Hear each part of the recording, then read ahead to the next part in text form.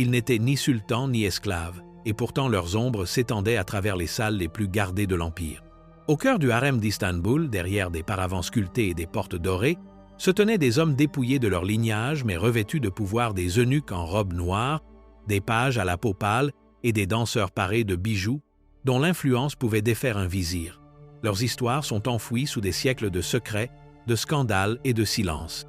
Aujourd'hui, 10 vérités émergent des ombres des vérités sur les hommes que l'histoire a oubliés, mais dont les mains détinrent autrefois les clés du trône ottoman. Fait numéro 1. Les gardiens secrets du harem. Bien avant que le mot harem ne s'enveloppe dans les fantasmes des peintres et poètes étrangers, sa signification dans le monde ottoman était ancrée dans l'intimité, la famille et le sacré. C'était la chambre intérieure interdite de la maison du sultan, un monde de couloirs aux mosaïques et de cours parfumées, protégé du regard des étrangers. L'air même à l'intérieur était imprégné de secrets, comme si des siècles de chuchotements s'étaient infiltrés dans les portes en cèdre sculpté et les paravents de soie. Contrairement au mythe courant, ce n'était pas un palais de séduction sans fin. C'était le domaine domestique du sultan, régi par un protocole strict, où l'entrée pour tout homme n'était pas seulement rare, elle était presque impensable. Les seuls hommes autorisés à franchir ces seuils gardés étaient des eunuques, des hommes qui avaient été physiquement altérés et socialement transformés pour servir un rôle qui équilibrait une loyauté absolue avec un détachement total des femmes qu'ils protégeaient. Au sommet de cette confrérie silencieuse se tenait le Kizlar Aasi, le chef des eunuques noirs, un personnage dont la haute stature pouvait projeter son ombre des appartements privés de la mère du sultan jusqu'aux salles du conseil où se décidait le sort des empires. Son autorité n'était pas théâtrale, elle était absolue. Il contrôlait le nerf vital du harem. Chaque message qui entrait ou sortait, chaque mouvement de serviteur ou de favorite royale, chaque rencontre entre le sultan et ceux qui cherchaient à se faire entendre. Un instant, il était la sentinelle vigilante aux portes dorées, les yeux fixés sur les cours extérieurs animés. L'instant d'après, il était un intermédiaire politique dont les interventions discrètes pouvaient décider du sort des ministres ou faire pencher la balance dans les querelles de succession. Des antichambres de marbre de Topkapi au labyrinthe de passages faiblement éclairés à l'intérieur, sa présence était à la fois celle d'un protecteur et d'un gardien, un rappel vivant que les murs du harem n'étaient pas simplement de pierre, ils étaient une forteresse de pouvoir. Dehors, l'empire vibrait au son des marchés, des minarets et des marches militaires. À l'intérieur, le silence était délibéré, rompu seulement par le doux bruit des pieds chaussés de pantoufles et le froufroutement de la soie. Pourtant, sous ce calme se cachaient des courants d'influence qui pouvaient déferler sans avertissement, redessinant les alliances et mettant fin à des carrières. Dans un lieu où la vie de famille du sultan, son autorité politique et l'honneur impérial étaient entremêlés, le Kizlar Aasi ne se contentait pas de monter la garde, il détenait les clés du cœur du sultan et de la stabilité du royaume. Et bien qu'il ne fût pas de sang royal, il pouvait ordonner au prince d'attendre, retarder les requêtes des ambassadeurs ou s'assurer que certains mots n'atteignent jamais l'oreille du souverain. Dans la chorégraphie minutieuse de la vie de palais, il était la main invisible qui décidait, qui s'avançait et qui s'effaçait dans l'obscurité. Mais malgré toute sa domination entre ces murs, son histoire n'était que la première strate d'un réseau plus profond et plus étrange d'hommes dont la vie et le corps étaient façonnés pour servir cet empire caché. Ce qui se trouvait au-delà de son autorité allait défier même les mythes du harem. Fait numéro 2, les eunuques noirs, un pouvoir au-delà de la salle du trône. Ils venaient de terres bien au-delà des déserts d'Arabie, des hauts plateaux verdoyants et des vallées fluviales d'Afrique de l'Est, capturés enfants lors de raids ou achetés sur les marchés d'esclaves le long de la mer Rouge. Le voyage vers Istanbul était long et brutal, et pour beaucoup, il commençait par l'acte irréversible qui définissait leur destin, la castration. La loi ottomane l'interdisait au sein de l'Empire, si bien que l'opération était pratiquée dans des régions éloignées, dans des conditions difficiles et souvent fatales. Ceux qui survivaient en ressortaient eunuques, ni tout à fait intégrés à la société qu'ils servaient, ni entièrement séparés de son centre de pouvoir. Aux yeux du palais, leur corps altéré était une garantie, une justification religieuse et sociale de leur proximité avec les épouses, les concubines et les filles du sultan. Les juristes islamiques rationalisaient leur présence par des interprétations qui les présentaient comme des protecteurs nécessaires, neutres face à la tentation. Pourtant, leur neutralité s'arrêtait au seuil du harem, car en politique, ils étaient tout sauf passifs. Les eunuques noirs, vêtus des noirs profonds et formels de leur rang, patrouillaient les couloirs du palais comme des piliers vivants d'autorité. Ils répondaient au sultan, mais leur véritable sphère de contrôle se situait dans le domaine privé de la famille royale, où le destin de l'Empire pouvait basculer sur un mot chuchoté. Certains s'élevèrent bien au-delà du rôle de gardien silencieux. Hachi-Béchir Ağa, peut être le plus puissant Kizlar Ağası de l'histoire ottomane, occupa ce poste pendant plus de 2 décennies au XVIIIe siècle, usant de son influence pour façonner les nominations impériales, superviser de vastes fondations caritatives et même orienter le cours des campagnes militaires. Ministres et vizirs courtisaient ses faveurs, car sa main pouvait élever un homme à la grandeur ou le condamner à l'oubli. Ses appartements à Topkapı étaient une ruche de pétitionnaires envoyés étrangers, bureaucrates ambitieux et membres de la famille impériale. Avec le harem comme forteresse, le chef des eunuques noirs pouvait manipuler le flux d'informations vers le sultan, accordant l'accès à certains, le refusant à d'autres, et façonnant subtilement la réalité dans laquelle le souverain prenait ses décisions. Le contraste était saisissant.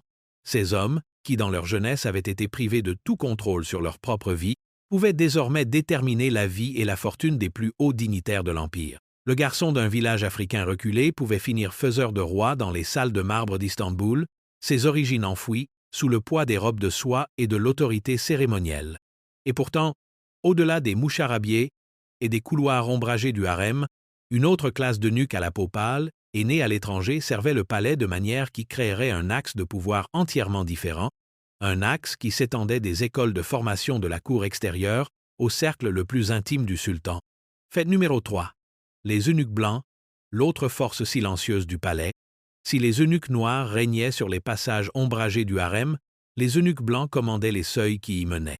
Provenant en grande partie des Balkans et du Caucase, ces garçons étaient pris lors de la levée du Devshirme ou achetés dans les zones frontalières, puis soumis à la même transformation brutale avant l'adolescence, un acte qui les coupait non seulement du cours naturel de leur corps, mais aussi des mondes qu'ils avaient connus. Dans la hiérarchie du palais, ils se distinguaient de leurs homologues africains, tant par leurs fonctions que par leurs privilèges. Ils ne parcouraient pas le sanctuaire intérieur de la famille du sultan. Au lieu de cela, ils gardaient les portes extérieures de la cour intérieure de Topkapı, là où la lumière du soleil se déversait sur les pavés de marbre et où le bruit des fontaines masquait les pas discrets de ceux qui étaient de service. Leurs yeux scrutaient chaque approche de la salle d'audience, chaque requête présentée à la porte de la félicité. Beaucoup servaient de formateurs pour les asmi-olans, les pages du palais, leur inculquant la langue, l'étiquette et la discipline, qui pourraient un jour les porter aux plus hautes fonctions de l'Empire. D'autres assistaient directement le sultan, gérant les devoirs cérémoniels, préparant ses vêtements ou l'accompagnant dans les processions publiques. La leur était une proximité sans intimité, une présence constante dans l'orbite quotidienne du sultan sans l'emprise politique que les eunuques noirs exerçaient souvent. Pourtant, dans cette sphère plus contenue, ils trouvaient une autre forme d'influence, celle de façonner les futurs dirigeants. Un eunuque blanc pouvait modeler la carrière des pages sous son commandement, positionnant discrètement ses protégés pour qu'ils gravissent les échelons administratifs ou militaires. La hiérarchie dictait leur subordination au Kızlar Ağası, mais leur accès à la vie formelle et publique du sultan les rendait indispensables dans les moments où la cérémonie, l'ordre et la discipline comptaient autant que l'intrigue politique. Le paradoxe résidait dans leur double identité. Dépouillés de leur propre avenir, ils devenaient néanmoins les architectes du destin des autres. Vêtus de robes de couleur plus claire et se tenant avec la précision de courtisans entraînés, ils se déplaçaient comme des statues de marbre animées, symbole de la discipline et du contrôle du palais. Pour beaucoup à l'extérieur de la cour, ils étaient invisibles. Pour ceux à l'intérieur, ils étaient la première barrière, le premier test qu'il fallait passer avant de s'approcher du pouvoir impérial. Et tandis que leur autorité prenait fin au moucharabieh doré de l'entrée du harem, le chemin menant à ce moucharabieh passait entre leurs mains, un fait qui garantissait que leur rôle dans la chorégraphie du pouvoir de l'Empire ne pouvait jamais être ignoré. Mais au-delà des eunuques noirs et blancs se trouvait un rôle qui n'était ni celui de gardien ni celui de page, un rôle qui brouillait les frontières entre service, spectacle et scandale, d'une manière qui allait perturber même les traditions les plus rigides de la cour ottomane. Fait numéro 4. La castration, le prix tacite de la proximité. Sous les robes de soie et les ceintures ornées de joyaux des eunuques du palais se cachait une blessure à la fois physique et symbolique, une marque permanente du prix payé pour accéder au pouvoir impérial. L'acte lui-même n'était presque jamais pratiqué à Istanbul, car la loi ottomane interdisait la castration au sein de l'Empire. Au lieu de cela, il avait lieu loin des cours de marbre et des chambres carrelées du palais, dans les pièces cachées des dépôts d'esclaves au Soudan, dans les couloirs sombres des villes portuaires de la mer Rouge, ou dans des villages isolés le long du Nil.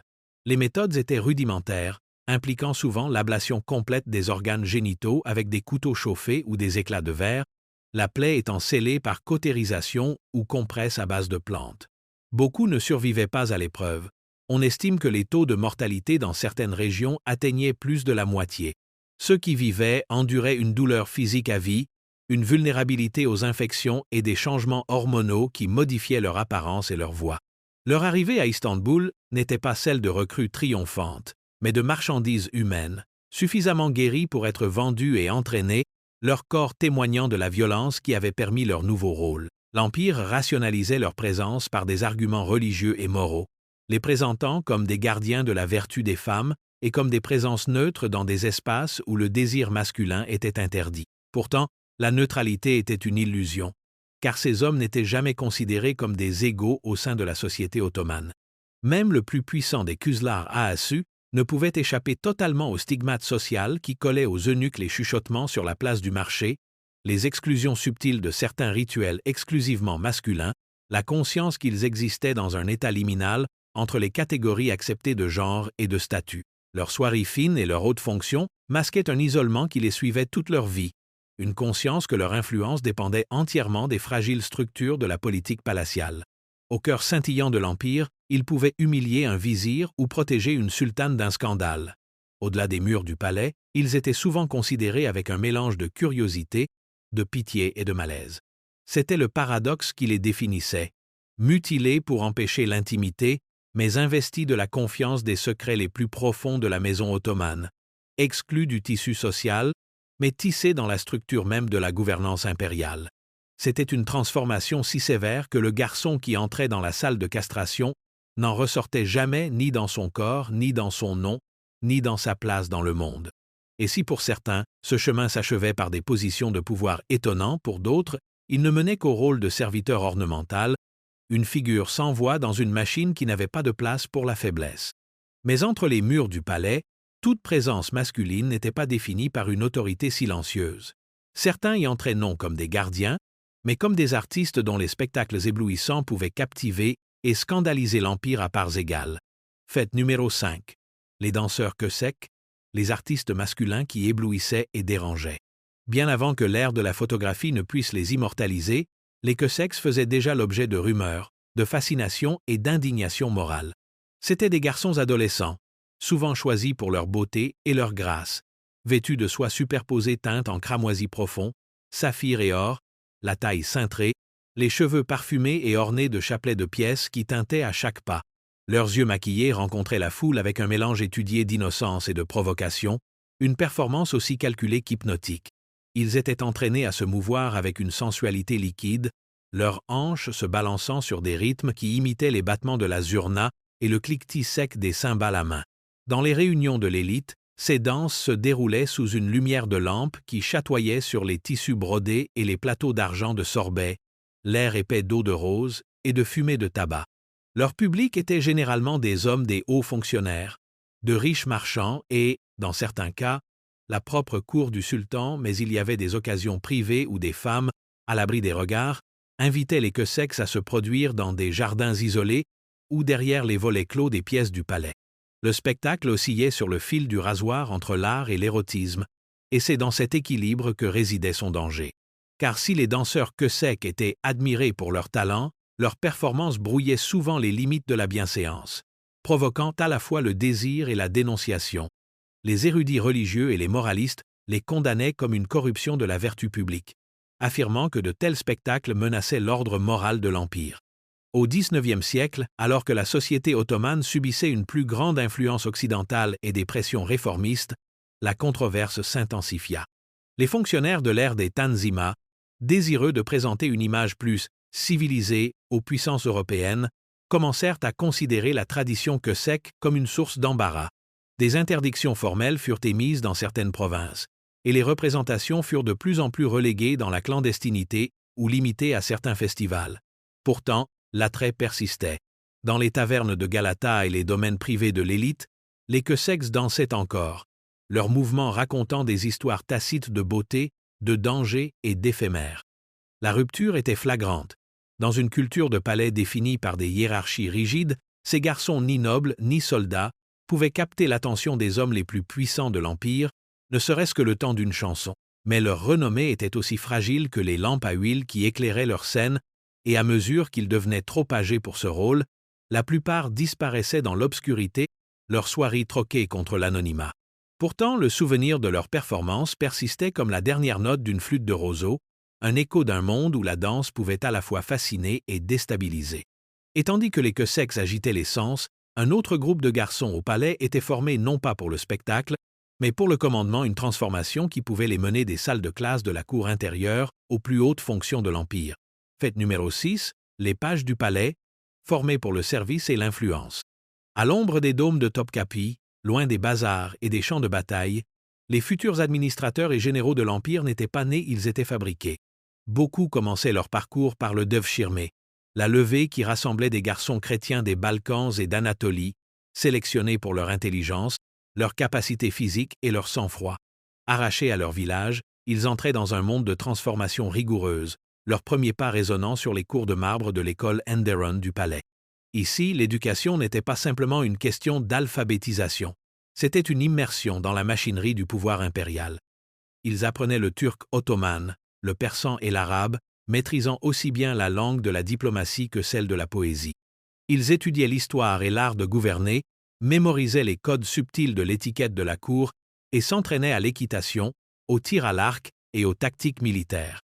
Chaque mouvement, de la manière dont ils s'inclinaient devant le sultan à la cadence de leurs paroles, était conçu pour refléter la dignité et la précision de l'élite ottomane. La vie parmi les pages était un creuset de discipline, où l'échec signifiait une réaffectation à un service moindre, et le succès pouvait ouvrir les portes des plus hautes fonctions de l'Empire. Certains diplômés de l'Enderon deviendraient gouverneurs de province, amiraux, ou même grands vizirs, pour leur début en tant que pages du palais soigneusement dissimulés derrière une nouvelle identité forgée dans la loyauté et la compétence. Pourtant, la proximité du sultan apportait à la fois opportunité et péril. Les pages l'assistaient dans ses appartements privés, lors des audiences et dans les processions cérémonielles, leur présence rappelant constamment leur rôle de lien vivant entre le souverain et le royaume. Un mot déplacé ou un geste inopportun pouvait mettre fin à une carrière prometteuse. Une démonstration de compétence au bon moment pouvait l'accélérer au-delà de toute imagination. Le renversement était frappant. Des garçons qui autrefois gardaient des chèvres ou labouraient des champs pouvaient, en une décennie, surpasser en rang des hommes de lignée ancienne, exerçant le pouvoir sur des villes et des armées. Mais cette ascension reposait sur une surveillance constante, chaque page savait qu'il était observé aussi attentivement qu'il observait la volonté du sultan. Dans leur silence, ils absorbaient plus que des ordres, ils apprenaient les courants sous-jacents de la politique du palais, les rivalités entre vizirs et les interventions discrètes des gardiens du harem. Être un page du palais, c'était marcher sur une corde raide tendue entre le service et l'autopréservation, dans un lieu où un seul faux pas pouvait vous envoyer en exil, ou pire. Et tandis que ces jeunes hommes s'entraînaient pour le commandement, d'autres au sein du palais exerçaient leur influence de manière bien plus obscure des hommes qui ne se contentaient pas de servir le pouvoir, mais le façonnaient depuis les coulisses du secret, dans des conspirations qui pouvaient changer le destin de l'Empire du jour au lendemain. Fait numéro 7. Intrigue et conspiration politique. Dans un palais où les portes dorées cachaient à la fois l'opulence et la trahison, les eunuques n'étaient pas seulement des serviteurs, ils étaient le réseau de renseignement le plus efficace de l'Empire. Chargés de porter les messages du sultan, ils devinrent les artères invisibles par lesquelles pulsait l'information, décidant quelle vérité parvenait au trône et lesquelles étaient étouffées dans le silence. Ils écoutaient dans les couloirs, lisaient la correspondance avant qu'elle ne soit livrée et chuchotaient leurs propres interprétations aux oreilles de ceux qui comptaient. Dans l'arène volatile de la succession, où des frères pouvaient devenir des rivaux du jour au lendemain, les eunuques étaient à la fois arbitres et instigateurs, faisant pencher la balance en faveur d'un prince tout en sapant discrètement un autre. Ils faisaient passer des lettres en contrebande entre les factions du harem, organisaient des réunions clandestines et parfois transmettaient de faux rapports pour provoquer une réponse calculée.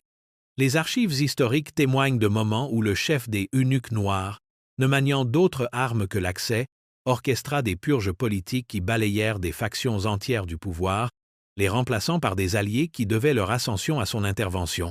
Dans d'autres cas, des alliances se forgeaient à l'ombre du harem négocié par des eunuques qui pouvaient promettre la proximité du sultan en échange de loyauté ou d'influence au divan. C'était là que résidait le paradoxe. Des hommes dépouillés des marqueurs mêmes de la masculinité dans leur jeunesse pouvaient, des décennies plus tard, déloger des généraux, élever des vizirs et réorienter les politiques de l'Empire sans jamais détenir un titre d'État officiel. Leur pouvoir n'était pas codifié par la loi mais intégré dans l'architecture même du palais, où le chemin le plus court vers la volonté du sultan passait entre leurs mains. Et si leur manipulation était souvent invisible au public, leurs empreintes digitales se retrouvaient sur les issues des guerres, des traités et des changements dynastiques. C'était une influence sans armée, un commandement sans couronne, une force si profondément tissée dans la cour ottomane que la supprimer aurait défait le tissu même de la gouvernance impériale.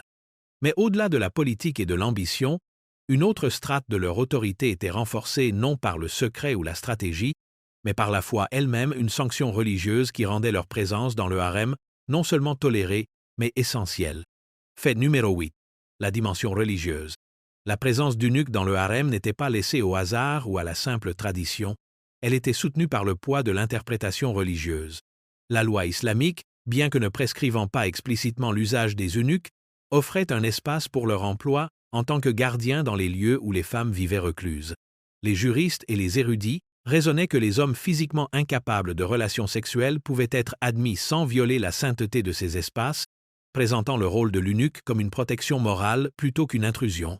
Ce raisonnement devint le fondement théologique sur lequel la cour ottomane construisit son système, transformant ce qui aurait pu être perçu comme une anomalie en une pratique sanctifiée par la coutume et défendue par les Écritures.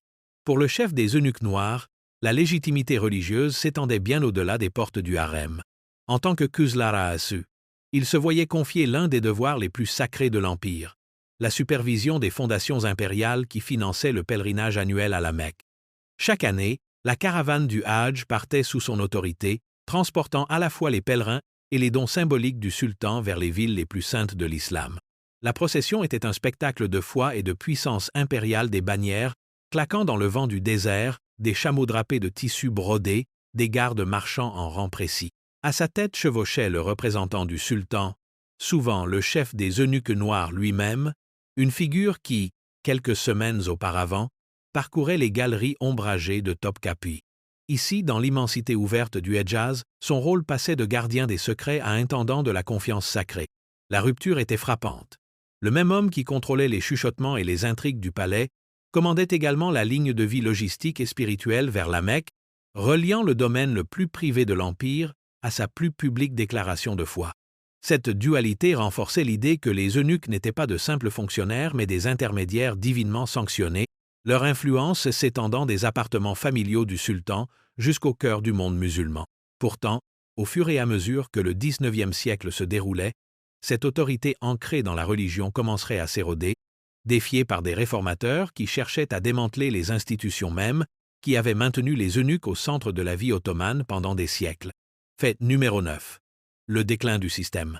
Le XIXe siècle amena avec lui un vent de changement que même les murs les plus épais du palais ne purent contenir. Les réformes des Tanzimat, annoncées au son des édits impériaux, visaient à moderniser l'Empire sur le modèle européen, réorganisant son armée, ses lois et son image aux yeux du monde. Dans cette nouvelle vision, l'ancienne machinerie du harem, avec ses couloirs secrets et ses strates de gardiens, apparaissait de plus en plus archaïque. Les diplomates et journalistes occidentaux, obtenant un accès plus large à Istanbul, écrivirent des récits à sensation qui embarrassaient les fonctionnaires réformateurs, et la figure de l'eunuque, autrefois drapée de dignité et de mystère, commença à être dépeinte comme une relique d'un passé décadent. Le pouvoir du chef des eunuques noirs, qui avait autrefois éclipsé celui des vizirs, déclina alors que des fonctions administratives clés étaient transférées à de nouveaux ministères et à des bureaucraties laïques. Leur rôle d'intermédiaire politique diminua, leur commandement sur le harem affaibli à la fois par une restructuration interne et par le retrait progressif de la famille du sultan du centre de la gouvernance. La rupture se manifesta sous la forme de l'espace physique. Les salles autrefois animées de la cour intérieure de Topkapi devinrent plus silencieuses, les voix et les pas des eunuques s'estompant dans la mémoire, alors que le palais lui-même était abandonné au profit de Dolmabahçe, une résidence de style européen qui reflétait le caractère changeant de l'État ottoman. Au moment de l'effondrement de l'Empire au lendemain de la Première Guerre mondiale, l'influence des eunuques avait été réduite à des fonctions cérémonielles, leur pertinence politique dissoute dans la marée des réformes constitutionnelles et des mouvements nationalistes. En 1924, avec l'abolition formelle du califat et du système du harem par la République turque nouvellement établie, les derniers eunuques furent renvoyés de leur service, leurs postes effacés des registres de l'État. Les portes qu'ils avaient gardées pendant des siècles se refermèrent pour la dernière fois, et l'institution qui les avait façonnés et avait été façonnée par eux cessa d'exister. Pourtant, même dans leur disparition, leur héritage persistait, gravé dans l'architecture des palais, les pages des archives de la cour et la mémoire culturelle d'un empire qui n'était plus. Mais les histoires qui survécurent ne seraient pas seulement celles de leur déclin, ce seraient aussi les mythes, les distorsions et les rares vérités qui continuèrent à façonner la manière dont le monde imaginait ces hommes, bien après que leur monde ait disparu. Fait numéro 10. Héritage et mythes. Longtemps après que le dernier eunuque eut franchi les portes du palais, leur image survécut mais pas toujours dans la vérité. Le mythe le plus tenace, alimenté par des siècles d'incompréhension et d'inventions délibérées, fut celui du concubin masculin. Les voyageurs occidentaux, interdits d'accès à l'intérieur du harem, inventèrent des contes pour combler le vide, mêlant des fragments de faits à des fantasmes issus de leur propre imagination. Les peintres et écrivains orientalistes amplifièrent ces visions. Les toiles scintillaient de l'intimité imaginée de chambres soyeuses, la littérature foisonnait de figures masculines obscures, censées partager les plaisirs du sultan. En réalité, les eunuques n'étaient pas des concubins, mais des gardiens, des diplomates, des administrateurs et des agents politiques dont le célibat était au cœur de leur rôle. Pourtant, la version romancée s'avéra plus séduisante pour les publics étrangers, et avec le temps, elle éclipsa la vérité dans la culture populaire. Cette distorsion ne fut pas sans conséquences. Elle cimenta une image de la cour ottomane comme un lieu de décadence débridée, sapant la complexité et la discipline qui avaient défini son fonctionnement interne. Néanmoins, des fragments de leur histoire réelle perdurent. Les portes massives de Topkapı portent encore les marques de leur surveillance. Leurs appartements sont vides mais intacts, et les archives conservent des rangées bien ordonnées de décrets impériaux signés en leur nom. Même les objets qu'ils manipulèrent autrefois clés de cérémonie, robes brodées d'or, corances commandées pour les villes saintes, témoignent d'une double existence de serviteurs et d'hommes d'État. Le contraste est que leur héritage, bien qu'enchevêtré de mythes, ne peut être relégué au rang de simples notes de bas de page.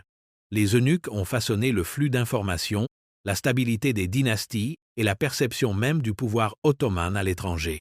Ils étaient des hommes qui commencèrent leur vie sans aucune prétention à l'autorité, mais qui se tinrent au carrefour de la foi, de la politique et de l'intimité impériale, influençant des décisions qui se répercutèrent sur des continents. Aujourd'hui, leur mémoire persiste dans la pierre et le parchemin, dans l'ombre fraîche des couloirs du palais, et dans l'espace contesté entre l'histoire et la légende, un rappel que le pouvoir réside souvent non pas dans le trône lui-même, mais dans les figures discrètes qui se tiennent juste derrière.